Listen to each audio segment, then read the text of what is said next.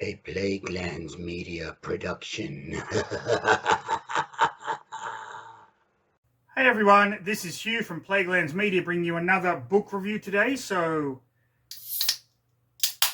cheers.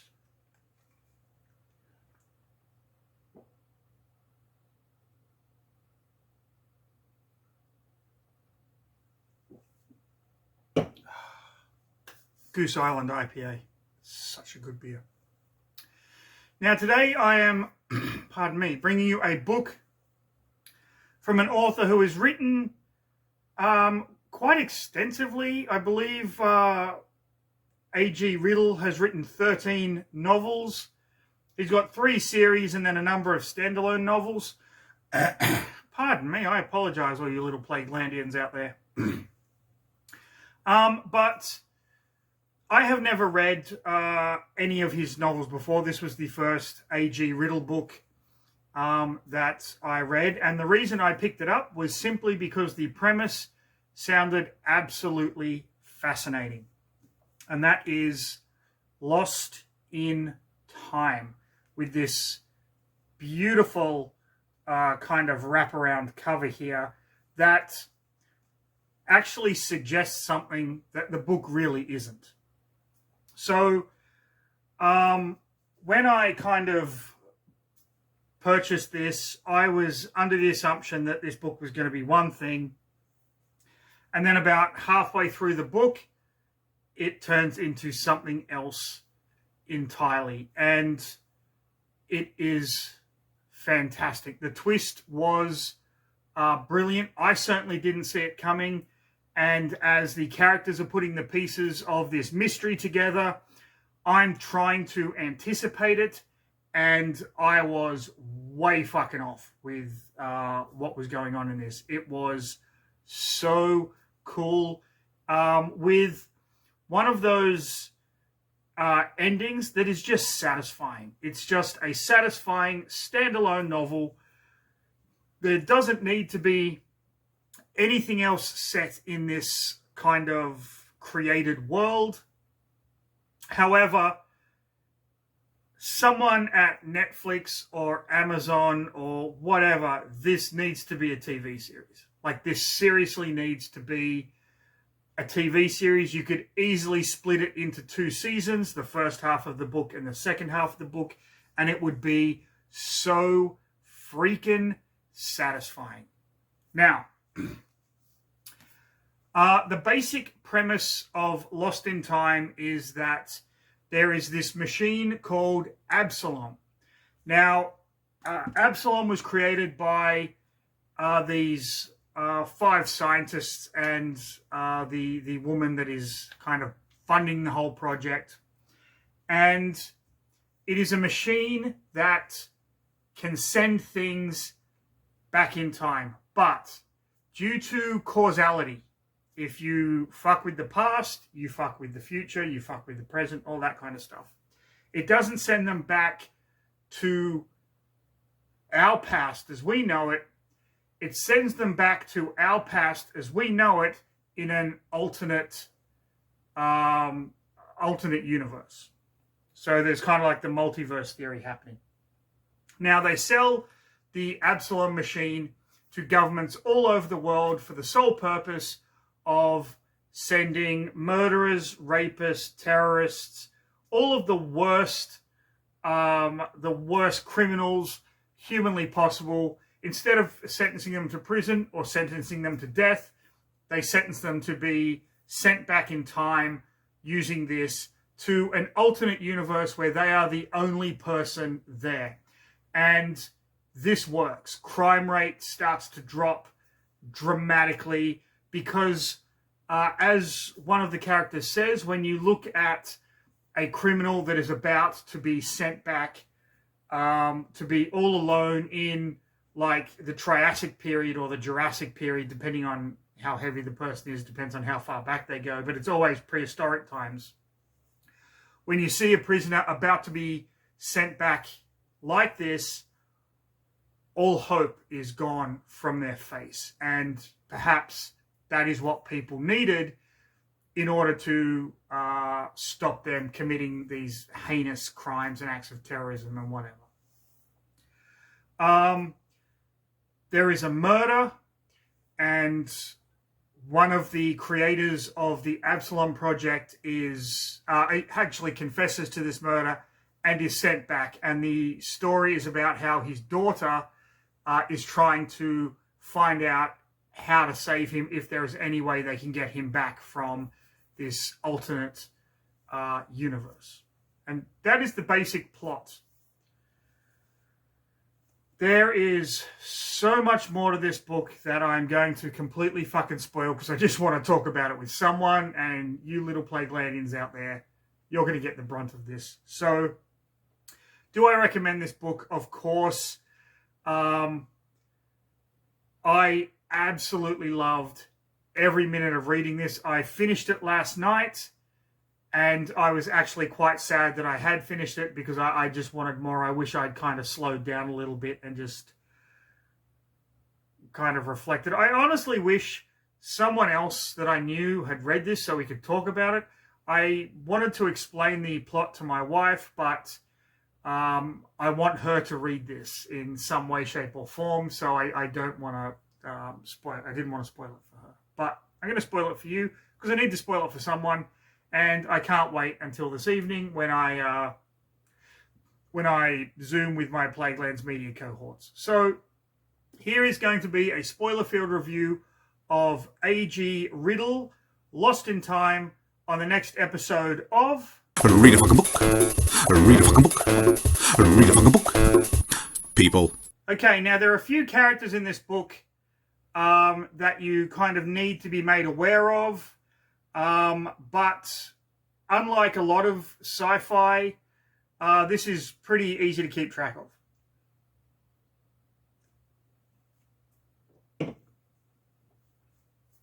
Now you've got the main character, Adeline. At the beginning of this, she's 19 years old.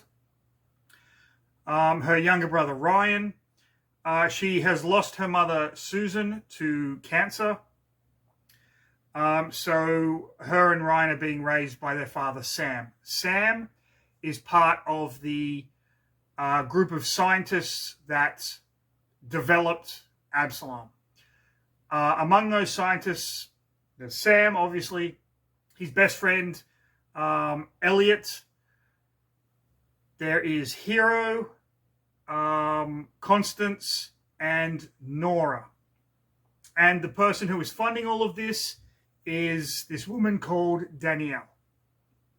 Now, Sam, Elliot, Hero, Constance, and Nora all have problems that can be solved with money. So, what they... Rio, come here, mate. Come here.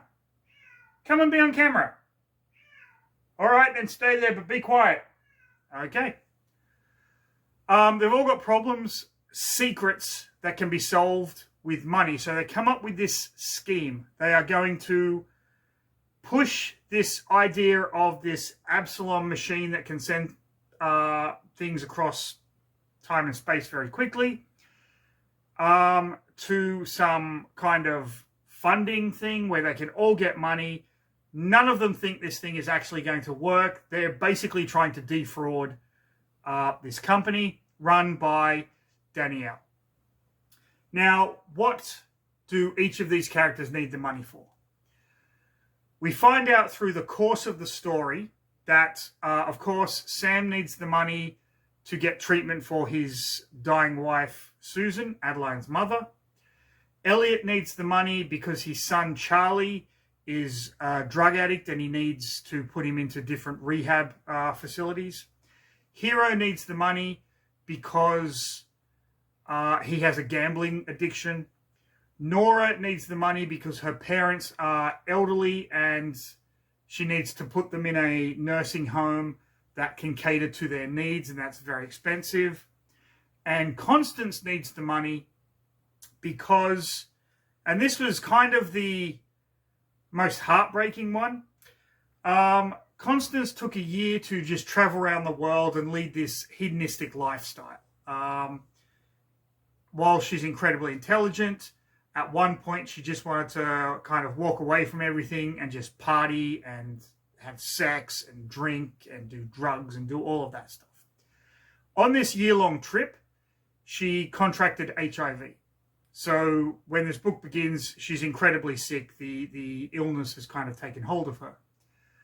But over that year, she believes she passed it on to many other people. So her goal with the money is to track all of the people down that she possibly infected and make sure their medical bills are covered. She doesn't want to cover her own medical bills or things like that. She wants to make sure that what she did, she kind of, it's not redemption, but it's almost an apology in the form of giving those people a better lifestyle as they are slowly passing away. Now, this book is set in 2027. So it's not too far from the future. So we kind of get this idea that it is still our world, the world that we are living in. They refer to the pandemic in this and all of that kind of stuff. So they're your main characters. Now, at the beginning of this book, Adeline, her father, and her younger brother are going to the cemetery to visit her mother's grave. Adeline is pissed off with her father for some reason, which we find out a little bit later. And as they get to the cemetery, these drones come in from overhead and they tell them all to put their hands up, get on the ground. And then these cops kind of swarm and they're taken away to the police. Of course, Ryan, being kind of 12 years old or whatever, has nothing to do with any of this, but Adeline and her father are being questioned over a murder, and that is the murder of Nora, one of the scientists that worked on Absalom. We discover that Sam and Nora have been in a relationship for a little while. Sam lost his wife to cancer. Nora lost her husband like a week after their wedding to a car accident. So they're both very lonely and they kind of meet up and come together and all that kind of good stuff. The night before, the night that Nora was murdered, Sam took Adeline over there and was going to tell Adeline that they are in a relationship. Adeline freaks out, pushes Nora. Nora hits her head, but she's fine. She gets up and she's all good. Adeline leaves the house. Nora says, go after her, calm her down. And then later on, the next day, Nora is found in the kitchen with this massive head wound and blood everywhere. And because everything is kind of recorded in Nora's house, they witness kind of what happened, and the police assume that Sam and Adeline had something to do with it, specifically Adeline. Sam, realizing what is going to happen, is kind of formulating this plan to get Adeline out of it. His friend Elliot comes with a lawyer. They get this other lawyer to come. He's kind of like a celebrity lawyer, so to speak. And they are kind of talking to Sam about how we can like sway this and whatnot. And Sam is like, I want to confess. And they're like, what the fuck, dude? And he's like, no, I want to confess. So Sam confesses to this murder. He confesses after each of the Absalom scientists come and visit him, and he has slipped a note that says you have to confess by 5 p.m. today. And that's kind of what sways his mind.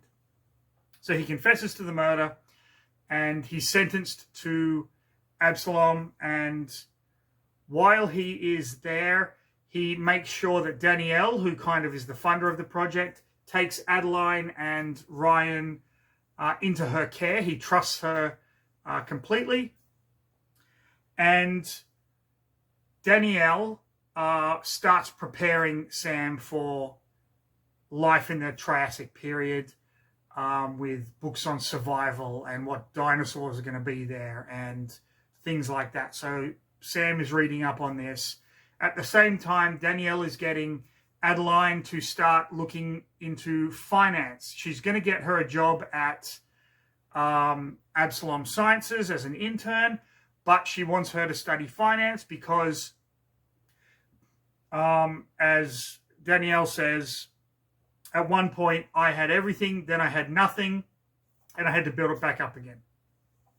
So while this is going on, Sam is kind of preparing himself. He says his goodbyes to everyone, and he's put in the Absalom machine, and he's sent back to the Triassic period in an alternate reality. But he doesn't land on Pangea. Those of you that don't know, millions of years ago, the Earth, the landmass was one big continent, and it slowly split apart into the continents that we kind of know today. But it was known as Pangea. And he lands in the ocean, and there's no land in sight. And so his survival instincts kick in, and he's thinking about Adeline, he's thinking about Ryan, and he just starts kind of making his way somewhere. As he's kind of going through this, he sees like these giant dinosaur fish things swimming around him, and he's kind of worried he's going to get eaten. And eventually he passes out and he washes up on shore. When they send him back, he's in the Absalom prison jumpsuit, which is like this white vest and whatnot. And when he washes up on land, he sees the same kind of jumpsuit hanging from a tree, which implies that there is someone else in this alternate universe with him, which, for all their calculations with Absalom, is impossible. There's no way that could possibly happen. Sorry about that. Just had to do a quick hiatus to blow my nose. So this story now jumps between Sam in the Triassic period of this alternate universe and Adeline trying to work out what happened to Nora. Now, she keeps this to herself for a while, but Danielle finds out what she's doing. And while Adeline doesn't trust Danielle, Danielle is like, I want to help you. We need to get your father back. So Danielle and Adeline are kind of working to spy on all of the other Absalom scientists, Constance, Hero, and Elliot. And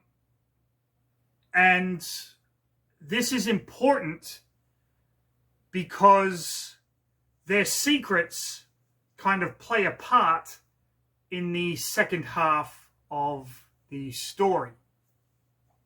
Now, while this is happening, in the Triassic period, Sam manages to find a cave, make a shelter, and his survival instincts kick in, all the stuff that Danielle gave him to read so he can make a fire. He starts out by eating earthworms just to get some sustenance, but then he starts to learn how to spearfish. He makes his own weapons. And one night he sees a man kind of looking at him, and this man is crazed and charges at him with his makeshift bone knife. They fight. Sam gets stabbed in the back, but he ultimately takes out this guy with his spear. And he discovers that this guy has things implanted in him, these little metal bars, 3 little metal bars that have lights on them. And he doesn't know what they are. He takes them. And as Sam's story progresses, he goes into a forest. He fights off some dinosaurs. There's some pretty cool kind of dino fights and whatnot with almost like mini velociraptor type things. And he goes out kind of hunting fish in this pond, and then there's suddenly this stampede of dinosaurs coming out of the forest. And he turns around, and the volcano that he was near has erupted. And he wonders, is this the big extinction event that happens in the Triassic period? So there's this whole thing where this dinosaur stampede, and he runs into the desert, and he's hiding in this giant rib cage of a dinosaur, and there's other dinosaurs trying to kill him, and dinosaurs are attacking dinosaurs, and it's really fucking cool. And it kind of ramps up where he finds another human body with more of these little bars in them, and he notices that when he turns them a certain way, they turn green, And when he turns them another way, they turn red. And he kind of realizes that this is almost a compass. So he has the bars, and he goes around and he finds other bars and he connects them all together to make this ring. Now, in the future, Adeline has discovered all of their secrets. Danielle was there when Charlie died. Hero has a gambling problem, and Constance is trying to find all of these people. And Elliot and Hero discover what she's doing, and they tell her, we think Danielle murdered Nora.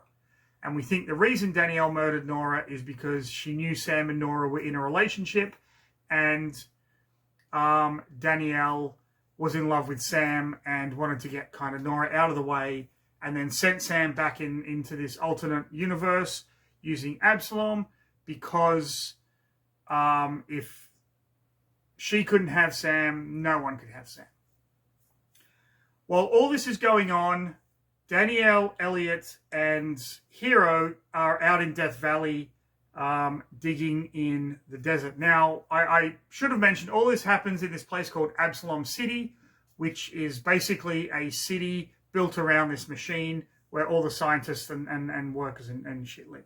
So they go out to Death Valley and they're digging for something, and we find out that Elliot has been working on Absalom 2 with Hero.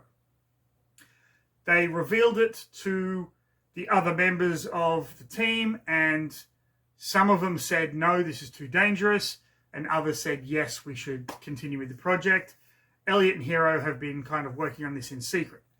Absalom 2 has the ability to bring someone back to our universe from the alternate universe.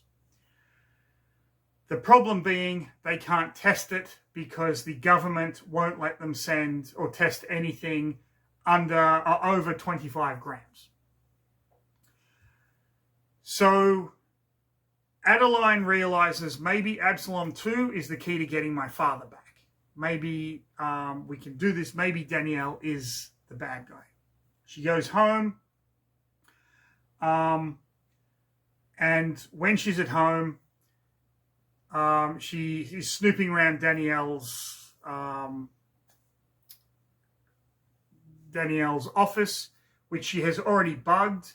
Danielle had a meeting with a Korean woman from a company that she was funding that's kind of created organs for people that needed organ transplants. So they didn't find anything out from the bugging.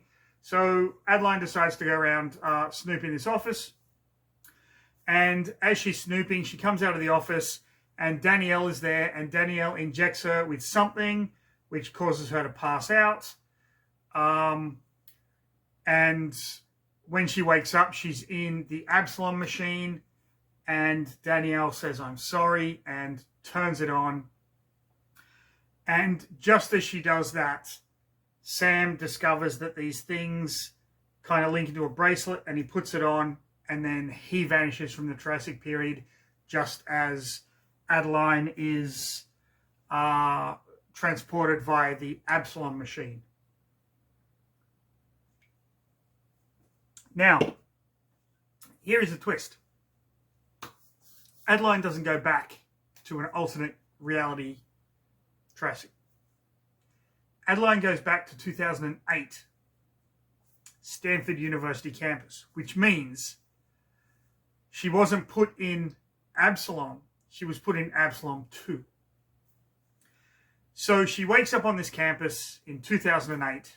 People are kind of worried about her. Has she fallen off a bicycle or whatever? She knows Stanford because she actually went there, but then dropped out when her mother got sick and passed away and whatnot.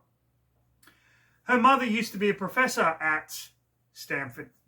So she decides to go and sit in on one of her mother's classes. Her mother tells her after the class is over, it's too late to register, but you can audit. And Adeline ends up becoming a teaching assistant for her mother because when she was growing up, never really had a relationship. It was kind of, she was 12 when her mother died. She didn't really get a chance to have this bonding experience. So she becomes her mother's teaching assistant. Her mother at this time is pregnant with her. Now she discovers that she kind of needs money. She doesn't have any. All she has is her intern badge from Absalom Sciences. But she realizes she also has a pair of diamond earrings that Danielle had kind of gifted to her in order to break the this barrier that seems to be between them. So she tries to pawn them off. Can't, because she doesn't have any ID.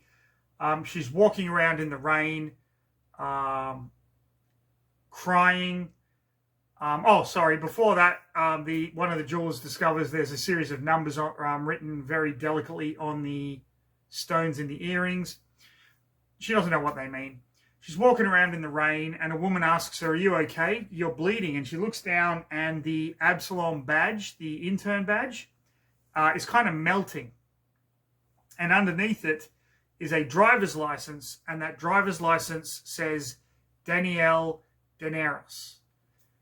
And Adeline looks at the driver's license and realizes that the name Danielle is an anagram of Adeline. So she kind of tweaks that she is Danielle in the future who sent herself back in the past to create the Danielle of the future, which makes no fucking sense to me, but I really don't care because it was an awesome little twist. So, in the past, Danielle realizes she can't change, or Adeline, I should say, realizes she can't change anything. Everything has to go according to plan. That means Elliot's son, Charlie, has to die because he dies of a drug overdose. Nora has to die. And she's wondering, am I the one that actually kills Nora? She works with her mother, gets really close with her mother. At the same time, she manages the numbers on the earrings are a phone number for a guy that forges documents. So she gets social security documents, all of those kinds of stuff. And with the money that she gets from selling these diamond earrings, which are quite valuable, she invests it because she knows the stock market. She read the financial books that her future self made her read, and ends up becoming this multi-billionaire. While at the same time, like, she's helping her mother as her mother gets sicker. She's there when her own self is born. She visits her mother whenever she can. Her mother teaches her how to sew and all of this kind of stuff. And it's this really nice kind of bonding moment. There's some reminiscence about birthday parties that she attended and all of this kind of stuff. And it's a really kind of sweet segment. So she starts to kind of fund these things, the first of which is this Korean company that makes organs just to kind of get some cash flow. And she goes to this place, but she's really lonely. She's been keeping to herself. So she meets this guy at this conference called Nathan, and her and Nathan have this whirlwind romance. And Nathan, during about 6 months into the relationship, passes her a box, and she's thinking, is he going to ask me to fucking marry him? Because I don't remember Danielle being married. And he's like, it's nothing like that. And she opens it up, and it's the diamond earrings that Danielle had given her, that she had then sold in the past, and this is where she gets them. And he wants them to move the relationship forward, but Adeline says, I can't, and they kind of part ways. This guy's like a startup company entrepreneur kind of a thing. So, wow, this is getting convoluted. So she kind of discovers this Absalom project that the scientists are working on. She knows that they are there to defraud her, but she also understands what's going to happen in the future because it's already happened to her. So they go through with it. They build Absalom. They sell it, and at the same time, she's trying to keep everything together. So she was seen at Charlie's apartment on camera the night Charlie died, so she has to do that. She goes there, and as she goes into the apartment, Elliot comes out of the bedroom because Charlie is dead on the sofa, and Elliot says to her, listen, this isn't what you think. It will make sense. Talk to us later at Nora's house. You'll know what that means. And now we jump into the future, and we find out exactly what the fuck has been going on. Now, all this time, Adeline/Danielle has bought an island and has been setting up everything for this refuge. Now, a lot of people believe that this is because if they ever bring Sam back, he can live there. It's a non-extradition thing and whatnot. She set up. This is how much money she's made playing the stock market because she knew all the trades and what companies would go down and all that kind of stuff. But she was very, very careful about it so it didn't get picked up on anyone's radar. So, the night that Adeline is sent back by Danielle, who is Adeline, she actually had to get herself plastic surgery as well so she doesn't look like Adeline in the future. That was a whole kind of issue there. So the night that Adeline is sent back, Sam returns. They manage to get that ring on him. He pieces everything together and he returns. And what we find out is that the organ transplant company has discovered a way to basically grow the bodies of dead people, or I should say people, but these bodies are dead, but the organs can then be used to be transplanted into other people, and the bodies can be given to the families of people that have nothing to bury. So Danielle has dug up Nora's body and discovered that it wasn't Nora, it was one of these creations. So they use the Absalom 2 to go back to the night that Nora died. They explain everything to Nora. They've got the Nora corpse in a bag, and they effectively make people believe that Nora has been murdered so that Sam will get sent back into the past so that everything happens the way it should happen. Now, in the book, it's explained with one of their experiments is that they don't conduct the experiment. What they do is they get a metal bar and they tag it. They put it in a box. They go out into the desert and they dig. And if they dig up that same metal bar that was in the box, it means in the interim, they conducted the experiment. So this is this whole weird cause and effect thing that is going on through the book, which it's confusing, but I fucking love it. It works so well. So Nora and Sam are sent to this island. Now, while all this has been happening, Danielle has had a computer program created, which she names Tesseract. Now, this computer program, you put in someone's picture and it scans through millions and millions and millions and millions of photos and videos and things and sees if any other pictures of that person have come up. And she finds one of herself in Stalingrad during the Cold War. And she's like, what the fuck is all this about? Now it starts to make sense. So they rescue Nora, and her and Sam reunite on Absalom Island. The next stop is to save Charlie. So they go to Adeline and Elliot go to Elliot's son's house just before he's about to shoot up that next shot. And Elliot talks him out of it.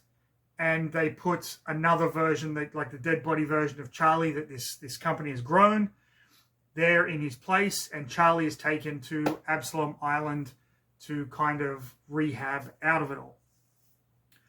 They do this for the Korean woman's company. Her name is Hannah, Her father died because he didn't get a transplant in time, and the reason was because his plane was shot down as he was flying back to the United States. Oh, no, back to South Korea, sorry. Adeline